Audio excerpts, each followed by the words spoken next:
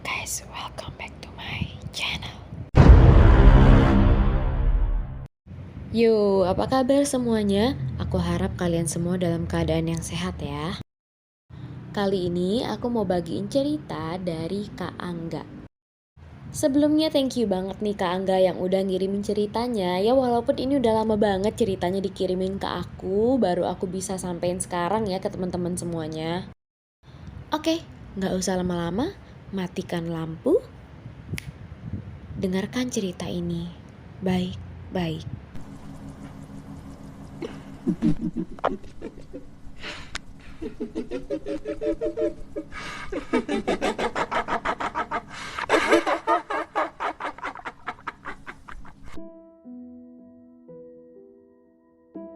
Kak Angga ini seorang mahasiswa di salah satu universitas Jakarta, guys. Tapi Kak Angga ini bukan asli Jakarta, jadi dia tuh aslinya orang kampung. Cuma dia nggak mau sebutin kampungnya di sini ya. Sudah menjadi aktivitas bulanan guys, kalau misalnya Kak Angga ini selalu pulang, pokoknya setidaknya 1 bulan sekali atau 2 bulan sekali. Cuma kalau misalnya tugas di kampus lagi padat, ya dia jarang pulang, bisa-bisa ya cuma 3 bulan sekali aja. Pokoknya sesantai dia lah. Sampai pada waktu akhirnya Kak Angga ini memutuskan untuk pulang kampung. Nah di sini ada 3 temen dia yang ikut. Niatnya sih kayak pengen ya cari suasana baru gitu ya.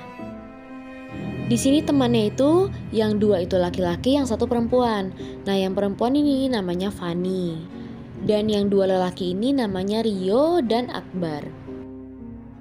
Menurut cerita Kak Angga, Fani ini nih bener-bener yang namanya cewek tomboy banget. Jadi kalau misalnya gabung sama mereka, dia tuh gak kelihatan kayak cewek guys. Jadi lebih kayak laki gitu kan. Setelah orang berempat ini memutuskan, akhirnya dapatlah tanggal dan mereka berangkat. Kebetulan mereka itu berangkat sekitar abis maghrib guys dari kampus. Nah di sini mereka semua itu berangkat pakai mobilnya si Angga, karena memang kan Angga ini bawa mobil itu udah ya selalu kemana-mana lah, sehari-hari itu selalu pakai mobil, dia nggak pernah pakai motor. Widih mantep bener ya. Sebelum berangkat mereka ini nggak lupa sholat maghrib dulu guys. Nah abis sholat maghrib mereka langsung berangkat. Tapi sebelum itu mereka tuh mampir dulu kayak ke sejenis Alfamart, Indomaret gitu, kayak beli cemilan-cemilan, roti, snack, terus juga beli rokok kayak gitu-gitu. Sampailah akhirnya mereka berangkat dan mereka mulai masuk ke jalan tol. Di sini posisi yang nyetir itu yang pertama itu Akbar. Nah jadi Rio sama Angga duduk di belakang, si Fani ini duduk di depan di sampingnya Akbar yang lagi nyetir. Mereka memang udah sepakat kalau misalnya nanti ada yang ngantuk, capek, pokoknya trouble apapun itu nanti bakal gantian nyetir. Karena kebetulan keempat-empatnya ini pada bisa nyetir mobil, jadi enak banget kan guys kalau misalnya jalan itu bisa ganti-gantian.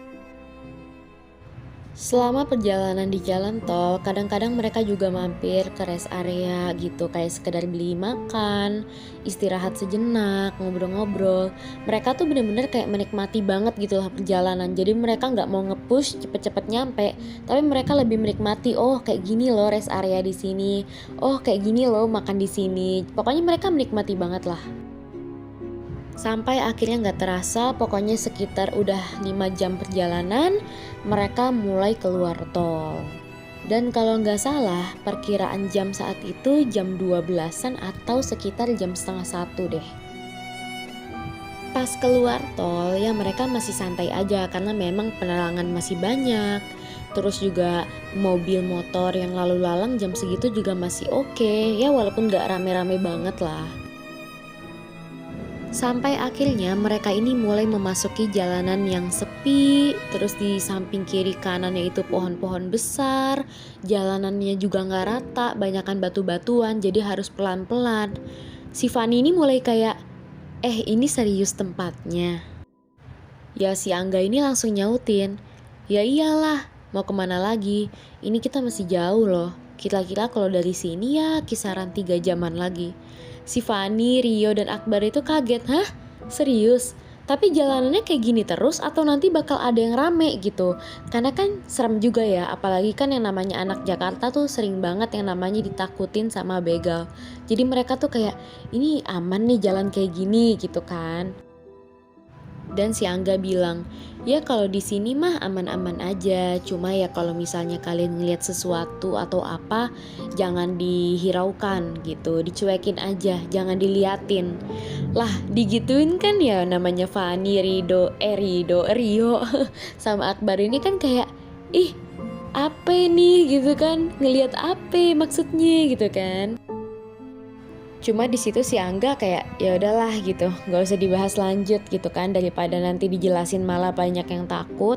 Mendingan udah anteng-anteng aja gitu kan di jalan sampai rumah udah gitu. Kalau perlu nanti pas baliknya aja diceritain gitu.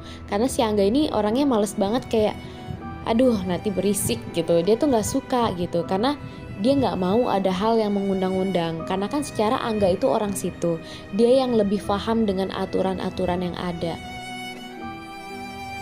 Cuma guys, si Fani ini orangnya itu memang terkenal banget rasa penasarannya.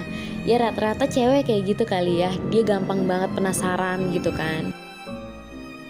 Dia coba-coba tanya lagi tuh sama si Angga, "Gak seriusan deh, emang apa sih yang biasanya kelihatan gitu?" Terus si Angga ini nyautin, udah nanti juga tahu kok gitu. Kan jadi kayak ada deg-deg ser juga ya. Apalagi dia bahasnya di tengah-tengah jalan yang modelannya kayak hutan. Perjalanan masih terus lanjut. Pada akhirnya terus mereka juga cuma nemu penerangan itu ibarat kata per 1 kilometer perjalanan itu baru ada kayak lampu kecil. Itu pun lampu kecil yang benar-benar remang banget kayak lampu-lampu lentera gitu. Ya walaupun cuma lampu remang, terus juga cuma sedikit gitu kan, lampu kecil yang emang terangnya gak seberapa, masih terangan layar handphone mereka mungkin ya. Mereka tuh kayak akhirnya ada lampu gitu. Karena sebenarnya mereka tuh sebenarnya ada rasa ketar-ketir, apalagi yang baru pertama kali kesana gitu kan. Kalau Angga sih ya yang udah biasa kayak ya udahlah gitu kan. Tapi kalau yang lain-lain ini kan walaupun laki-laki, mereka tuh sebenarnya ada rasa takut loh guys. Nah disinilah sampai pada akhirnya mereka mulai memasuki yang namanya kampung inti guys. Kampung inti ini mempunyai gapura yang besar dan tinggi, tapi di sebelah kiri dan kanannya itu terdapat pohon beringin yang gak kalah besar guys. Bukan cuma itu, di sudut kiri dan kanan di bawah itu terdapat dupa-dupa yang kayak abis dibakar. Jadi asapnya itu masih kemana-mana, ya mungkin kebakarnya itu baru setengah.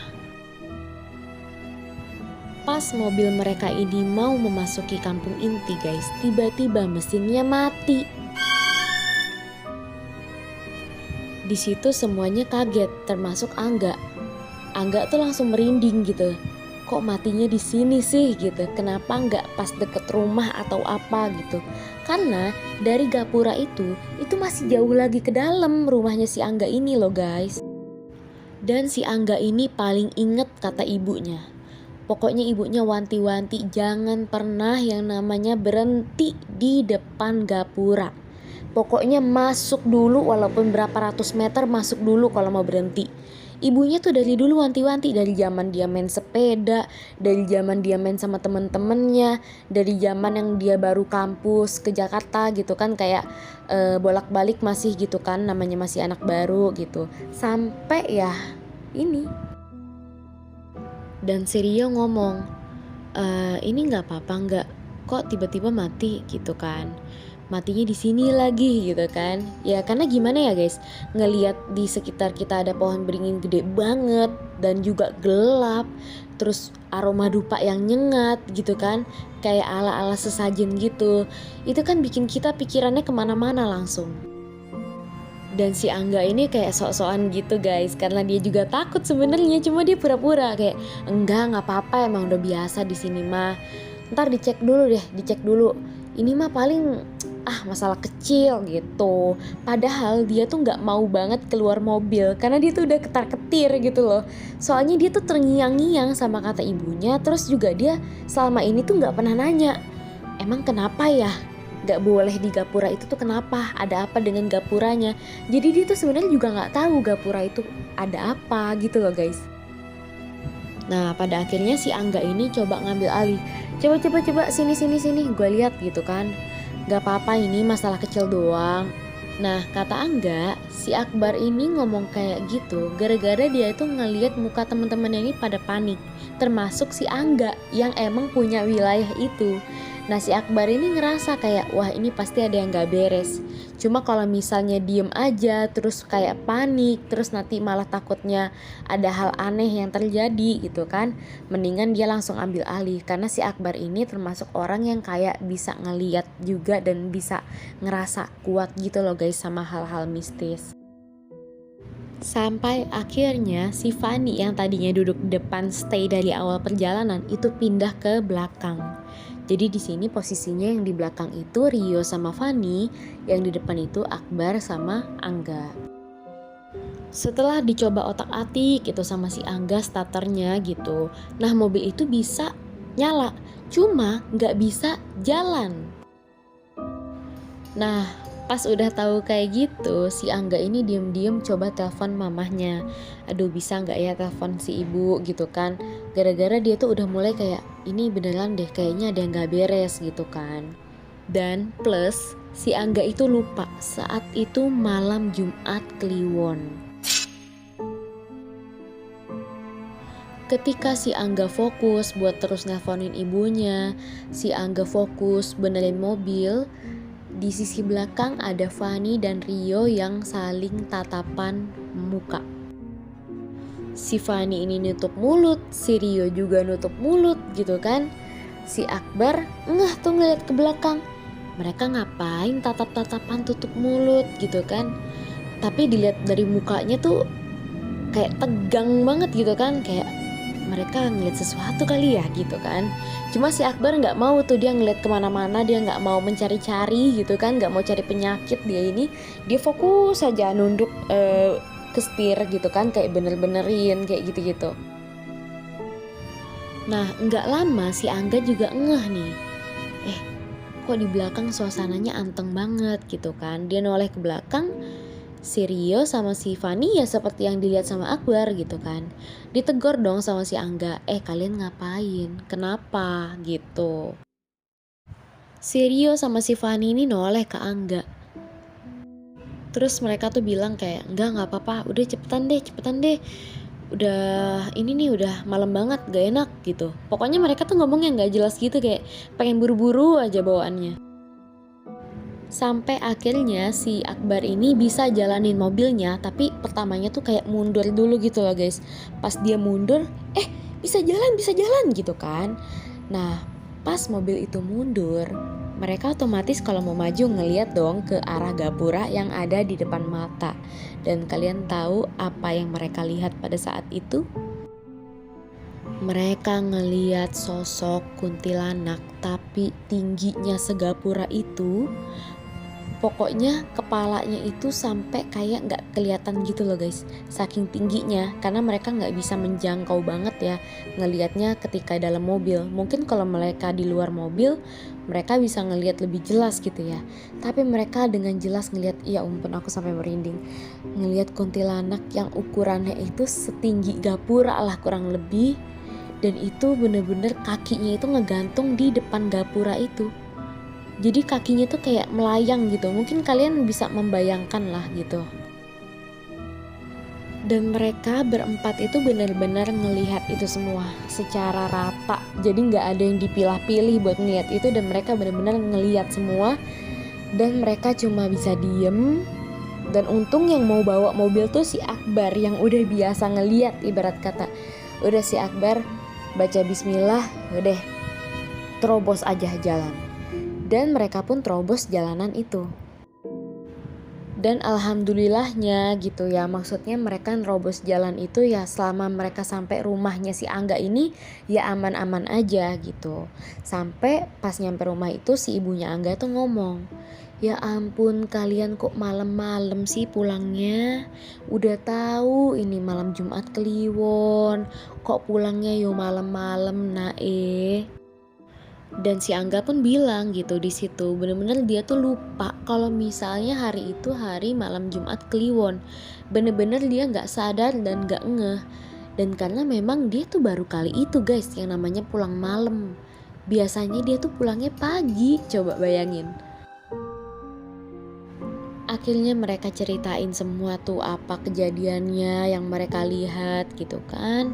Terus sampai akhirnya si ibu itu ngasih minuman teh anget ke mereka. Tapi teh anget itu bukan sekedar teh biasa guys. Teh itu ada jampi-jampi lah intinya dari mamanya si Angga ini. Biar hawa-hawa negatif-negatifnya gitu katanya gak ikut sama anak-anak ini gitu. Dan selama beberapa hari di sana gitu mereka berempat ini nggak pernah yang namanya main keluar dari gapura atau mendekati gapura. Jadi mereka ya mainnya di situ-situ aja. Dan mereka pun pulang ngambilnya juga di pagi-pagi hari sekitar jam 7 atau jam 8 pagi gitu guys. Pokoknya habis sarapan mereka langsung berangkat gitu. Sebenarnya si Angga ini mau banget nih guys berbagi sama kita semua kayak apa sih gapura itu, tentang apa, terus di mana lokasinya, terus kayak cerita asal usulnya. Pokoknya dia tuh sebenarnya mau banget berbagi sama kita. Cuma nggak diizinin sama orang tuanya karena memang katanya pamali. Kalau misalnya diceritain secara detail nanti takutnya ada apa-apa guys sama kitanya. So, sampai di sini cerita aku. Thank you yang udah dengerin sejauh ini, thank you banget. Jangan lupa untuk subscribe, karena subscribe itu gratis. Dan juga tekan nih lonceng di bawah, biar kalian selalu tahu kalau aku update video, oke? Dan juga jangan lupa kalian like dan komen, oke? Nah, kalau kalian mau kirim cerita kalian bisa banget DM aku di Instagram @naz_elhasnie. Kemungkinan aku bakal update video di YouTube mungkin seminggu 2 atau 3 video atau mungkin cuma 1 video. So kalian jangan sampai ketinggalan. Bye.